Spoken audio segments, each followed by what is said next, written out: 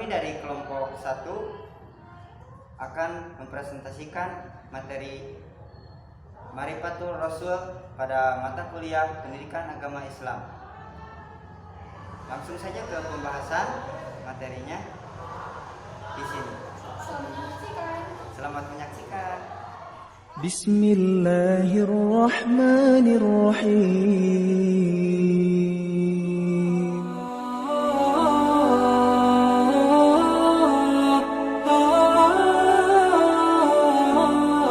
Marifatul Rasul atau mengenal Rasul.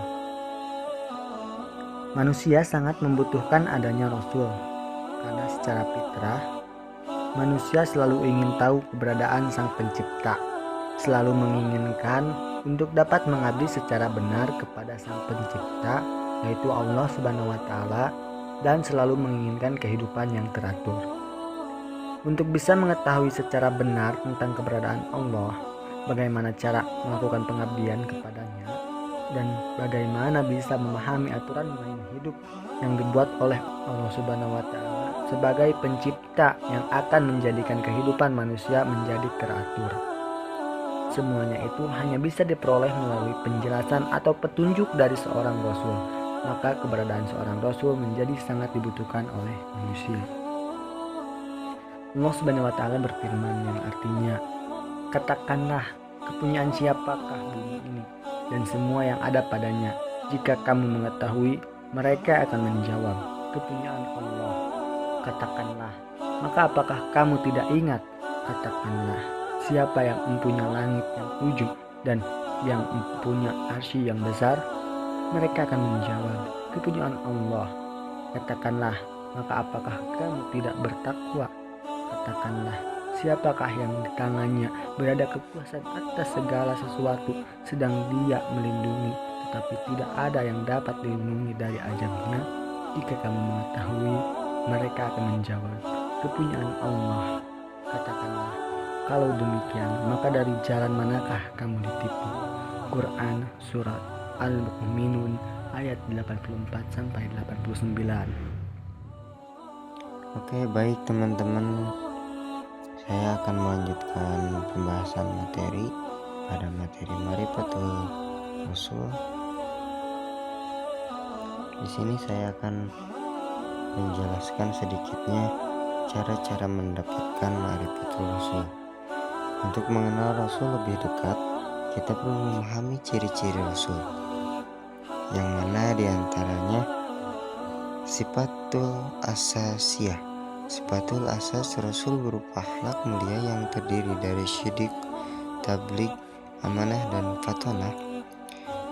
Tercantum dalam surat ke-68 ayat 4. Sifat-sifat ini bersifat universal dan pasti dimiliki oleh setiap Rasul dan orang yang beriman. Tanpa sifat-sifat ini, maka seorang mukmin dapat dikatakan kurang mengikuti Islam yang sebenarnya, bahkan dapat gugur keislamannya. Yang selanjutnya, mukjizat. Sifat Rasul membawa mukjizat yang berbeda-beda. Nabi Ibrahim yang tidak terbakar api, Nabi Musa dapat membelah lautan, Nabi Sulaiman dapat berbicara dengan segala makhluk, Nabi Daud yang mempunyai kekuasaan, dan lainnya. Nabi Muhammad sendiri banyak diberi mukjizat oleh Allah Subhanahu wa Ta'ala. Misalnya dapat membelah bulan, tercantum dalam surat ke-54 ayat 1. Diberitakan beberapa hal tentang masa depan dan diturunkan Al-Quran yang dipelihara oleh Allah orisinalitasnya sepanjang masa. Tercantum dalam Quran surat 15 ayat 9. Dengan mukjizat ini maka manusia semakin yakin dengan apa yang disampaikan oleh para rasul kepada manusia. Selanjutnya al-mubasyarat. Al-mubasyarat informasi adalah informasi kerasulan telah diketahui oleh manusia sebelum kedatangannya. Nabi Muhammad SAW sudah dimaklumkan ketika zaman Nabi Isa alaihissalam bahwa akan datang seorang rasul yang bernama Ahmad, yang artinya terpuji. tercantum dalam Quran surat 61 ayat 6. Yang selanjutnya an-nubuwah. Ciri-ciri Rasul lainnya adalah adanya berita kenabian, misalnya membawa perintah dari Allah untuk manusia secara keseluruhan, seperti perintah haji pada zaman Nabi Ibrahim alaihissalam dan perintah-perintah Allah di dalam Al-Quran pada zaman Nabi Muhammad tercantum dalam surah ke-22 ayat 26 sampai 27 dan surah ke-6 ayat 19 serta surat ke-25 ayat ke-30. Selanjutnya as-samarat. Ciri Rasul adalah ada hasil dari perbuatan dakwah dan harakahnya. Tidak ada hasil maka berarti tidak melakukan. Dengan melakukan maka akan diperoleh hasil walaupun sedikit. Nabi dan Rasul telah membuktikan kepada kita bagaimana hasil dari usaha dakwah mereka. Bukti dakwah Nabi Muhammad SAW adalah perubahan masyarakat dari jahiliyah kepada Islamiyah. Dari kemusyrikan kepada keimanan, Islam pun tersebar ke seluruh dunia dengan meninggalkan banyak bukti-bukti sejarah yang dapat dilihat dan dibuktikan hingga saat ini. Kader-kader Nabi yaitu para sahabat adalah bukti nyata yang turut mengubah Jazirah Arab dan seluruh dunia, tercantum dalam Quran surat ke-48 ayat 29. Selanjutnya saya akan memaparkan beda yang kenal dengan yang tidak. Iman kepada para rasul adalah salah satu rukun iman. Seseorang tidak dianggap muslim dan mumin kecuali ia beriman bahwa Allah mengutus para rasul yang menginterpretasikan hakikat yang sebenarnya dari agama Islam, yaitu tauhidullah. Juga tidak dianggap beriman atau muslim kecuali kepada seluruh rasul dan tidak membedakan antara satu dengan yang lainnya. Selanjutnya, manfaat paripatul rasul. Manusia tidak akan merasa butuh akan keberadaan rasul hingga ia memahami manfaat akan keberadaan rasul. Setiap manusia diciptakan Allah Subhanahu wa taala dengan fitrah, yang artinya bersih, suci dan mempunyai kecenderungan ke arah positif, yaitu ke arah Islam. Fitrah tersebut mengakui Allah sebagai pencipta, keinginan untuk beribadah dan menghendaki kehidupan yang teratur. Fitrah demikian perlu diaplikasikan dalam kehidupan sehari-hari melalui petunjuk Al-Quran, firman-firman dan panduan dari Allah Subhanahu wa taala dan dipandu dengan sunnah, sabda Nabi dan perbuatannya. Semua panduan ini memerlukan petunjuk dari Rasul, khususnya dalam mengenal pencipta sebagai panduan kehidupan manusia. Setiap manusia diciptakan Allah Subhanahu wa taala dengan fitrah, bersih, suci dan mempunyai kecenderungan ke arah positif, yaitu ke arah Islam. Jika kita hendak mengikuti perintah Allah, kita mesti mengikuti perintah Rasul. Apabila kita ingin mengasihi Allah, kita perlu mengikuti petunjuk Rasul. Oleh karena itu, syahadatain terdiri dari pengakuan atas dua hal, yaitu Allah dan Rasulnya. Mengikuti petunjuk Rasul berarti kita mengikuti jalan agama Allah, mengikuti tata cara berislam yang benar dan diridhoi oleh Allah Subhanahu wa taala. Rasul adalah idola kita, teladan yang baik untuk diikuti. Terkandung dalam Quran surat ke-33 ayat ke-21. Yang kelima ada karakteristik risalah Nabi Muhammad SAW. Yang pertama yaitu Hatamul Anbiya, di mana Allah Subhanahu wa taala telah menurunkan nabi sebanyak 124.000 dan rasul sebanyak 313 orang. Namun demikian, di dalam Al-Quran yang disebutkan hanya sebanyak 25 orang saja. Sini ada tercantum pada surat ke-40 ayat 78 dan surat penyerta lainnya. Nabi Muhammad SAW adalah penutup dari semua rasul dan nabi. Beliau bukanlah bapak salah seorang di antara kita, tetapi ia adalah rasul Allah dan penutup rasul Allah. Ini ada pada surat Al-Ahzab ayat 40. Yang kedua ada nasiku ar-risalah atau penghapus risalah. Tobat yang dilakukan pada zaman Nabi Musa alaihissalam adalah dengan bunuh diri. Ada pada surat kedua ayat 54. Berkurban pada zaman Nabi Ibrahim alaihissalam adalah dengan menyembelih anak kandungnya sendiri. Ini ada pada surat ke-37 ayat 102 sampai 108. Hal ini tidak berlaku lagi pada risalah yang dibawa oleh Nabi Muhammad SAW. Ini pada surat Al-Hajj ayat 67. Nah, meskipun begitu, risalah mereka senantiasa harus kita jadikan sebagai pelajaran. Pada surat Yusuf ayat 11. Di sini jelas bahwa risalah-risalah yang terdahulu itu sudah digantikan dengan risalah Nabi Muhammad SAW. Yang ketiga itu ada musodiku al-anbiya atau membenarkan Nabi.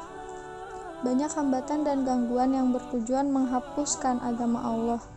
Namun demikian, Allah Subhanahu wa Ta'ala senantiasa menjaga dan memeliharanya dari serangan kaum kafir. Salah satu cara adalah dengan memenangkan Islam atas agama lainnya dan dengan menurunkan para nabi dan rasul. Ini ada pada surat As-Saff ayat 8 sampai 9. Yang selanjutnya ada mukammilu ar-risalah atau penyempurna risalah. Selain untuk membenarkan rasul dan nabi sebelumnya yang membawa risalah Islam, kehadiran Nabi Muhammad SAW juga menyempurnakan risalah sebelumnya. Risalah sebelumnya cenderung ditunjukkan bagi satu kaum tertentu saja dan untuk saat tertentu. Berbeda dengan Nabi Muhammad SAW yang diutus untuk semua manusia dan berlaku hingga kiamat. Ada juga ka'afatil linnas atau untuk seluruh manusia. Rasulullah Muhammad SAW diutus untuk kepentingan umat manusia secara keseluruhan dengan tidak membeda-bedakan suku, bangsa, warna kulit, bahasa, dan sebagainya. Hal ini dapat dilihat dari perkembangan Islam pada masa ini yang telah tersebar di seluruh dunia. Ini ada pada surat Saba ayat 28. Selanjutnya ada rahmatul lil alamin atau rahmat bagi alam semesta. Kehadiran Nabi Muhammad SAW di muka bumi ini adalah sebagai rahmat bagi seluruh alam. Ada pada surat ke-21 ayat 107. Yang tidak saja bagi manusia tetapi juga alam, hewan, tumbuhan, dan makhluk Allah seluruhnya. Dengan kehadiran Nabi Muhammad, manusia mendapat rahmat dan kebaikan. Manusia kafir dan jahiliyah pun mendapat rahmat dari kedatangan Islam, karena Islam dan Nabi Muhammad tidak hanya ditujukan bagi umat Islam. Kebaikannya juga dirasakan oleh umat manusia lainnya. Selanjutnya ada Risalatul Islam atau Risalah Islam. Sini dikatakan bahwa risalah Nabi Muhammad SAW adalah risalah Islam. Risalah yang dibawanya adalah sesuatu yang benar. Hal ini tercermin dari akhlak, kepribadian, dan sifat-sifat Nabi yang mulia. Inti dari risalah Nabi Muhammad SAW adalah petunjuk dan dian yang benar. Ini terdapat pada surat Al-Fat ayat 28. Dan yang terakhir ada ad-dakwah atau sebagai dai atau pendakwah. Allah Subhanahu wa taala menegaskan bahwa Rasul bertindak sebagai dai yang menyeru manusia agar kembali kepada Allah dengan menjadi saksi, membawa berita gembira dan memberi peringatan. Beliau seakan pelita yang senantiasa menerangi dan menjadi rujukan sebagai manusia bagi manusia. Ini tercantum pada surat Al-Ahzab ayat 46. Di sini saya akan menjelaskan tentang kewajiban manusia kepada Nabi Muhammad SAW. Yang ke-1 yaitu beriman kepada Rasulullah. Rasulullah pernah bersabda, "Demi zat yang jiwa Muhammad SAW berada di tangannya, tidaklah mendengar seorang dari suatu umat tentang ajaranku, baik itu Yahudi atau Nasrani, kemudian meninggal, dan tidak beriman dengan apa yang aku bawa kecuali ia berada dalam neraka." Juga dapat dilihat dalam surat An-Nisa ayat 136 dan dapat dilihat dalam surat Al-A'raf ayat 158. Yang kedua yaitu membenarkan apa yang dikabarkannya. Kaum Arab Jahriyah enggan meski hanya mengucapkan, "Aku bersaksi bahwa Muhammad adalah Rasul Allah." Mereka sangat paham bahasa Arab dan sangat tahu konsekuensi kalimat tersebut. Mereka harus membenarkan seluruh apa yang diberitakan oleh Rasulullah, karena yang dinyatakan oleh Rasulullah adalah wahyu yang diwahyukan, bukan berasal dari hawa nafsu beliau. Dapat dilihat dalam surat Al-An'am ayat 3-4. Mereka juga harus membenarkan dalam perbuatan nyata. Dapat dilihat dalam surat Al-Baqarah ayat 285. Yang ketiga yaitu mencintai Rasulullah. Seorang muslim wajib mencintai Nabi Muhammad SAW melebihi cintanya kepada segala sesuatu. Allah melukiskan secara dramatis dalam Al-Quran tentang pengertian cinta. Dapat dilihat dalam surat At-Taubah ayat 23-24. Rasulullah juga bersabda, "Tidak beriman seorang tentang sempurna di antara kalian kecuali aku lebih dicintai daripada dirinya sendiri dan orang tuanya dan seluruh umat manusia." Yang keempat yaitu taat dan mengikuti Rasulullah. Konsekuensi dari seorang yang telah mencintai adalah memberikan ketaatan dan mengikuti apa yang ia cintai. Allah telah memberikan kabar tentang kerugian yang besar dan penyelesaian dan yang mendalam bagi yang mengetahui ajaran Nabi Muhammad SAW namun tidak taat dan tidak mengikuti. Dapat dilihat dalam surat Al-Furqan ayat 27-29. Kewajiban menaati dan mengikuti Rasulullah adalah kewajiban yang mutlak. Dapat dilihat dalam surat An-Nisa ayat 80. Terus dapat dilihat dalam surat Ali Imran ayat 31-32 dan dapat dilihat dalam surat An-Nisa ayat 13. Yang kelima yaitu menjauhi apa yang dilarangnya. Apa-apa yang dilarang oleh Nabi Muhammad SAW hendaklah kita hentikan, karena itulah yang terbaik bagi kita menurut Allah dan Rasulnya. Dapat dilihat dalam surat Al-Mujadilah ayat 7. Yang keenam yaitu tidak dikatakan beribadah kecuali dengan mengikuti syariatnya. Cara kita menaati Allah adalah dengan mengikuti Allah atau cara Rasulullah, bukan angan-angan dan praduga manusia seperti kejawen, keraribah maupun kebatinan. Allah akan memberikan bagi kita yang mengikuti syariatnya.